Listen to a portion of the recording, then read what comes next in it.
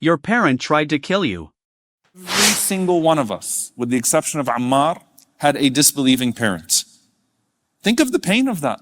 They weren't just refugees that were fleeing an enemy. They were fleeing their parents that were trying to kill them.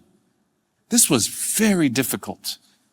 And so Allah Azza wa Jalla is speaking to that reality. And of course, we also know, subhanAllah, when we look at Surah Al-Ahqaf, where Allah subhanahu wa ta'ala mentions, ووصينا الإنسان بوالديه إحسانا حملته أمه كرها ووضعته كرها وحمله وفصاله 30 شهرا حتى إذا بلغ أشده وبلغ 40 سنة قال ربي أوزعني أن أشكر نعمتك التي أنعمت علي وعلى والدي وأن أعمل صالحا ترضاه وأصلح لي في ذريتي إني تبت إليك وإني من المسلمين. I think it's verse 16, Surah Al-Ahqaf, top of the page, where Allah subhanahu wa ta'ala talks about a person who recognizes the blessing of Allah upon them and is thanking Allah subhanahu wa ta'ala for the blessing of Islam upon them and their families.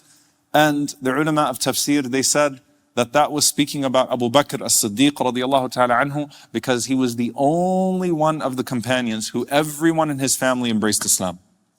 And even for Abu Bakr radiallahu anhu, it wasn't immediate. His father didn't embrace Islam until Fatih Mecca. So Abu Bakr was one of those people making this dua.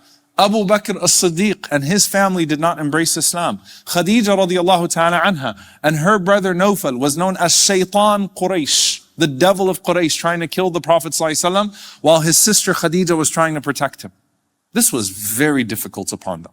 So every single one of the companions had loved ones, including the Prophet ﷺ, had loved ones that disbelieved and that had hostility towards Islam. So this is the first historical layer in terms of circumstance that we take from this.